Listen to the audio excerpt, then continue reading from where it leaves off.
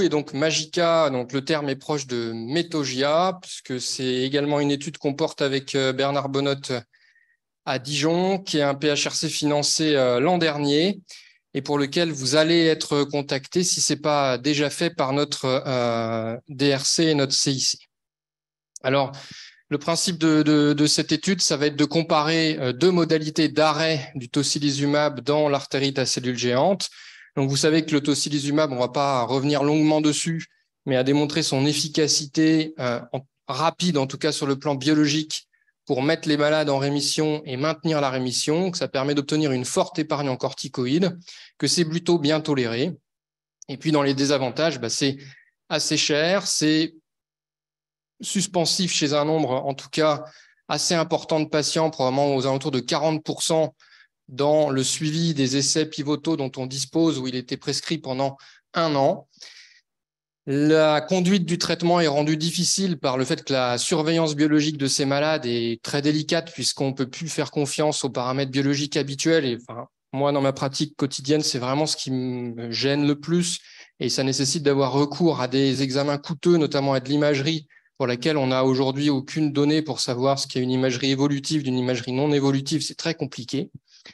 Et puis donc, les modalités d'arrêt ne sont pas bien déterminées, si bien que finalement, dans la réalité, et il y a des études de vraie vie qui le montrent, le traitement est donné beaucoup plus longtemps qu'1 an.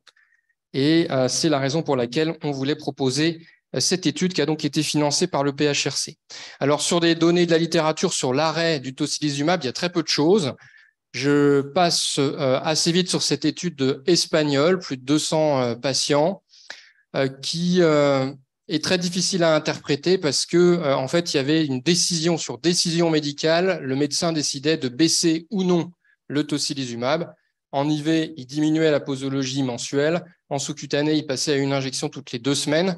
Et ce n'était pas randomisé. Donc, évidemment, ceux qui ont eu une diminution de dose étaient les patients qui allaient le mieux.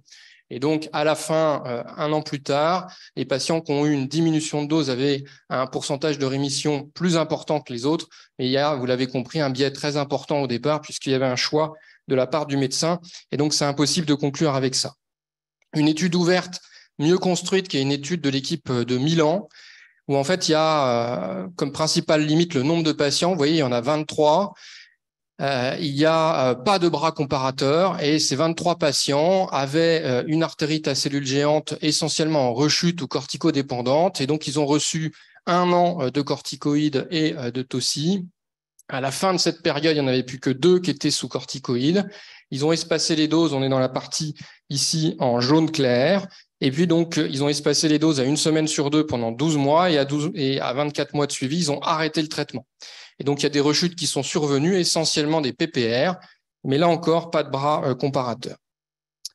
Donc, l'objectif de Magica, ce sera de comparer 2 modalités d'arrêt du toci dans l'artérite à cellules géantes en rémission, arrêt brutal, arrêt progressif.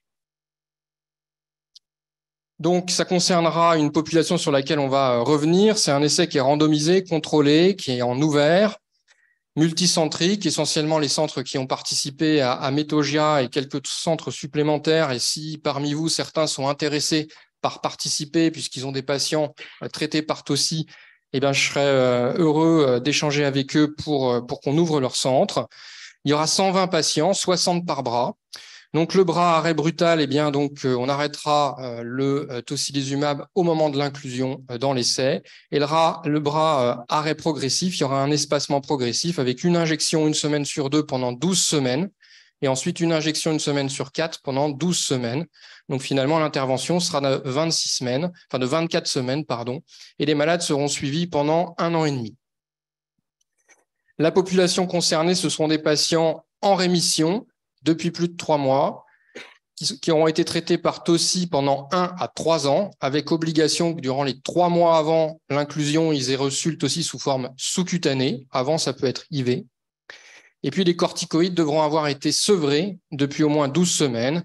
Et puis, on en a discuté tout à l'heure de l'hydrocortisone. Là, dans cet essai, on pourra maintenir l'hydrocortisone à condition que la dose soit stable pendant toute la durée de l'essai.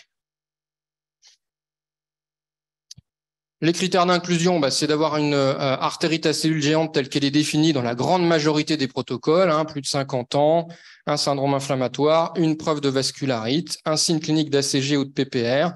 Concernant les preuves de vascularite, il y aura évidemment la BAT positive, l'imagerie vasculaire, y compris le Doppler des artères temporales, qui rentrent dans les critères.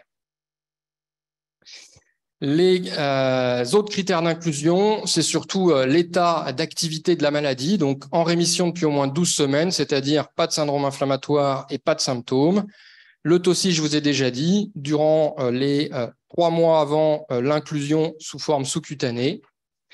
Et puis donc, il faudra qu'ils aient été exposés à des doses, un traitement par corticoïde pendant au moins 6 mois consécutifs à partir du diagnostic et arrêté au moins 12 semaines avant l'arrêt, avant la randomisation. Le critère d'évaluation principal, on le recueillera à 6 mois, juste à la fin de l'arrêt progressif du tocilizumab. Et ensuite, il y aura un suivi ultérieur des patients pendant encore une année supplémentaire. Et évidemment, il y aura des critères secondaires, des paramètres biologiques. Et parmi les études ancillaires, donc il y aura de la biotech, avec des prélèvements à l'inclusion et au cours du suivi pour essayer d'identifier des biomarqueurs prédictifs d'un succès de l'arrêt du tocilizumab, parce que vous savez qu'on en manque. Et puis, il y aura également une étude ancillaire sur le TEP scanner. Donc, on a financé sur le PHRC finance sur les 120 patients 80 monitorages du TEP scanner, avec un TEP scanner autour de l'inclusion. Il y aura une tolérance d'à peu près 4 semaines pour faire ce TEP scanner, et avec une relecture centralisée qui se fera à Dijon, avec un calcul de 2 scores, le PETVAS qui est fait par Peter Grison au NIH, et puis un autre score vasculaire qui s'appelle le Total Vascular Score. Et on regardera si c'est prédictif de quelque chose sur le risque de rechute à l'arrêt du TOSI. Le critère d'évaluation principal, ce sera la survie sans rechute dans les 2 groupes, donc une analyse dépendante du temps, la rechute étant définie par la réapparition de symptômes, quel que soit le niveau de CRP. Et là, donc, même chose que dans Metogia, les élévations isolées de la CRP ne seront pas considérées comme des rechutes. Il y a non pas un comité de sélection, mais un comité d'adjudication qui adjudiquera à la fin les rechutes.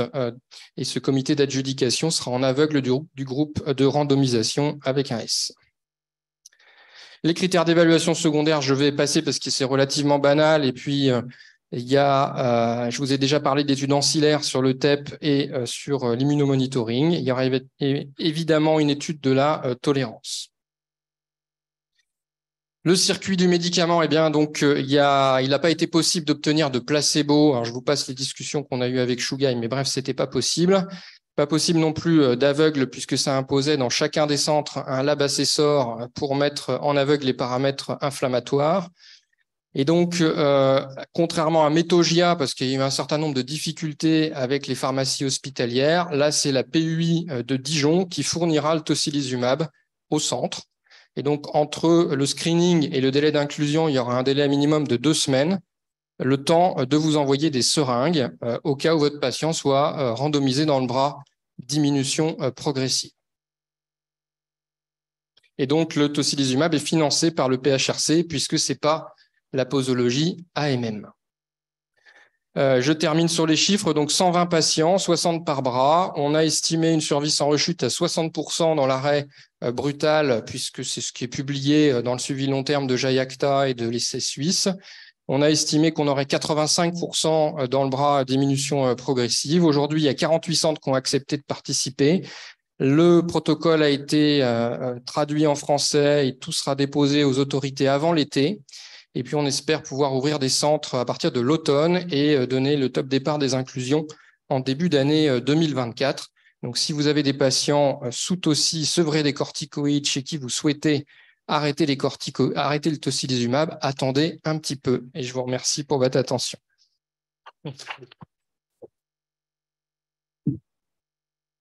2 semaines pour envoyer les médicaments. J'en connais un qui va râler à Toulouse. Des questions ou pas? Oui. Paul.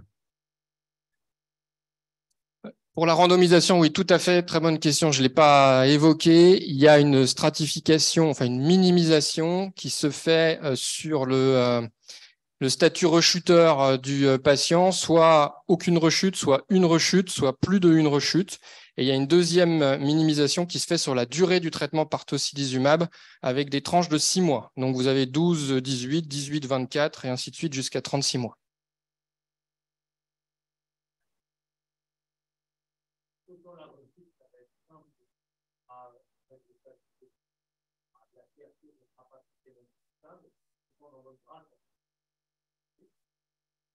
Je ne pense pas au moment où on sera à 1 semaine sur 4.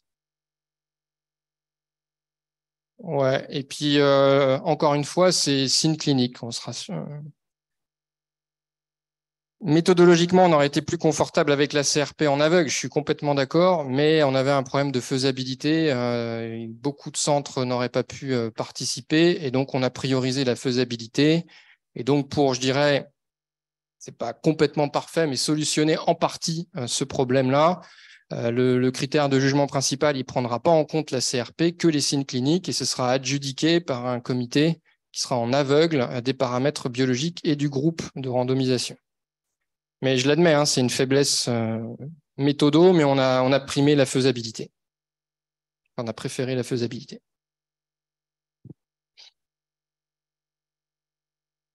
Oui, Grégory.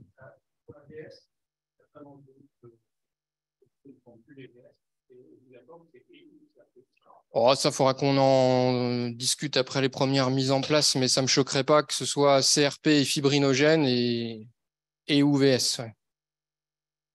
Et qu'il y ait au moins CRP et fibrinogène. Ouais.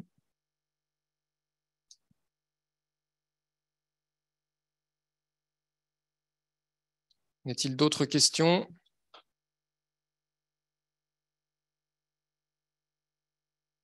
Eh ben, merci beaucoup. Je passe la parole.